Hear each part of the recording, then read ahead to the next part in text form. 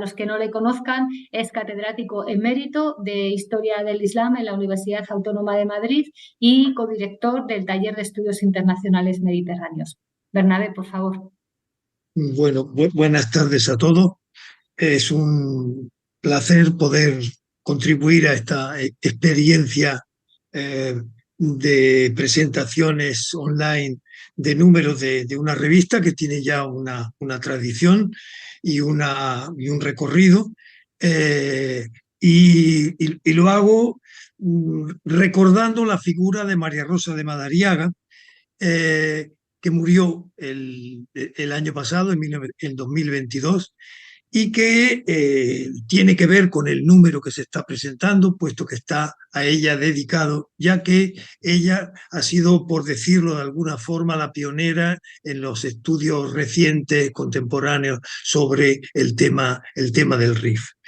Es una referencia internacional en los estudios sobre el RIF, que de alguna manera, aunque tuvieron en los años 20 pues una eclosión enorme como consecuencia de las guerras que tuvieron allí lugar, pero luego hubo un ostracismo enorme y hasta una figura como la de Víctor Morales Lescano primero y María Rosa Madariaga después, pues no lograron encontrar un eco suficiente en España. El número, como he dicho, es el número dedicado, titulado de Anual al Hirak, un estudio de los ciclos de movilización social en el RIF. Está, aunque contiene una contribución de María Rosa de Madariaga y está de alguna forma dedicada a ella, con una semblanza múltiple que realizamos varios de los que trabajamos con ella y la conocimos a fondo, como son Mimuna Sisa, Eloy Martín Corrales, Vicente Moga y René Galisot, que estuvo muy vinculada a ella y colaborador en alguna de sus trabajos. Querría hacer una pequeña semblanza de la relación de María Rosa de Madariaga con el RIF y con los estudios sobre el RIF. Eh, mm, Empieza, pudiéramos decir, tempranamente, cuando concibe una tesis doctoral en el año 1966 en Francia, eh, que va a hacerla bajo la dirección del hispanista Pierre Vilar, sobre la investigación que ella empezó a hacer, era sobre la opinión pública española frente al problema colonial en Marruecos. Un tema que interesaba en Francia. En España, en esa época, nadie se atrevía con un tema que había sido tabú en su momento por todas las consecuencias trágicas que tuvo, inmediatas y posteriores, y que nos llevaron hasta la propia dictadura del general Franco. Empezando esa tesis doctoral, realiza un viaje iniciático a Marruecos en el año 1969 que la pone en contacto con el norte de África, con protagonistas de la guerra de rifeña de los años 20, con parientes de Abdelkrim y con algunas figuras en su recorrido por otros lugares de Marruecos, con figuras importantes del nacionalismo marroquí y de los estudiosos como Germain Ayache.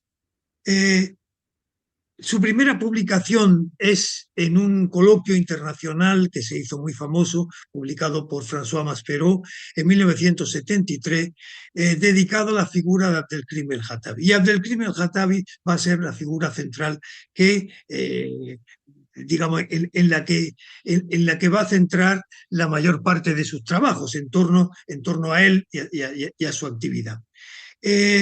Voy a hacer, y con esto terminaría, hacer un recorrido por las obras, por los libros, puesto que tiene también una enorme producción de artículos publicados en diversas lenguas y en diversas revistas nacionales y extranjeras. Pero sus libros, su primera publicación en libros fue su tesis doctoral, que la publicó en Melilla en 1999.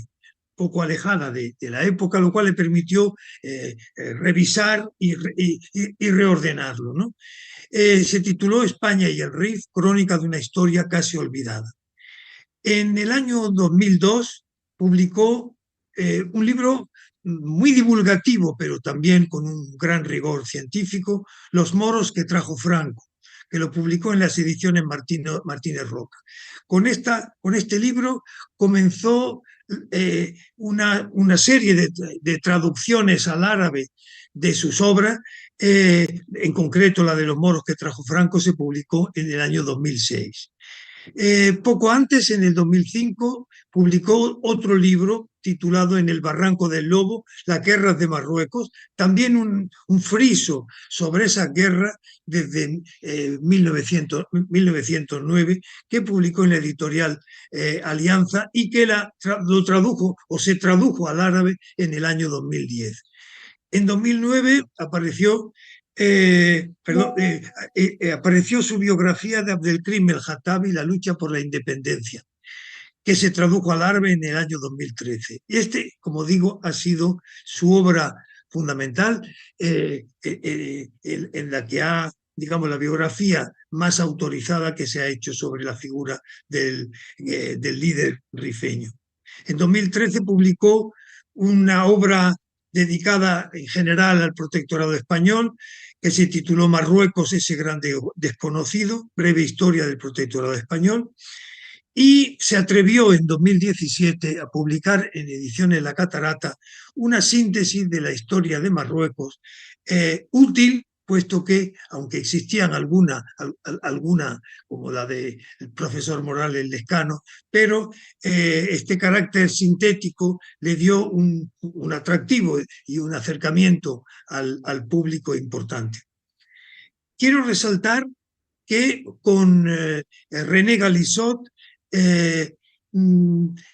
publicó la edición bilingüe en árabe y en francés de las auténticas memorias de Mohammed Ben Abdelkrim, la Mémoire de la Reunión. Memorias escritas recién llegado al exilio en la Reunión, que habían permanecido ocultas por un rocambolesco episodio, inclusive hasta conectado con la triste aventura de Mehdi Ben Barka, pero, digamos, este libro apareció y ahora se vende abiertamente en Marruecos, donde la figura de Abdelkrim el-Hatabi no fue siempre tan bien respetada y tan bien conocida y tan bien aureolada como lo es en la actualidad. Desde luego, sus tensiones con el Marsen, desde luego, lo convirtieron hasta los años 70 en una figura casi proscrita en el Marruecos contemporáneo.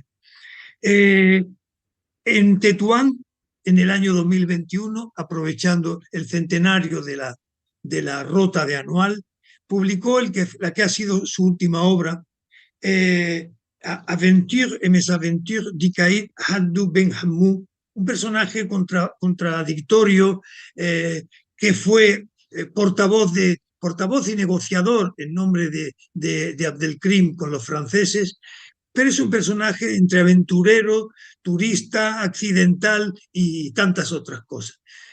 Con eso, el año 2021, ya con una salud frágil, termina un poco la vida literaria en libros de María Rosa de Madariaga, que la tenemos todos en el recuerdo y que ha sido una persona bien accesible, para cuando le pedíamos dar clase a nuestros alumnos, en fin, una persona entrañable y cariñosa como pocas. Buenas tardes.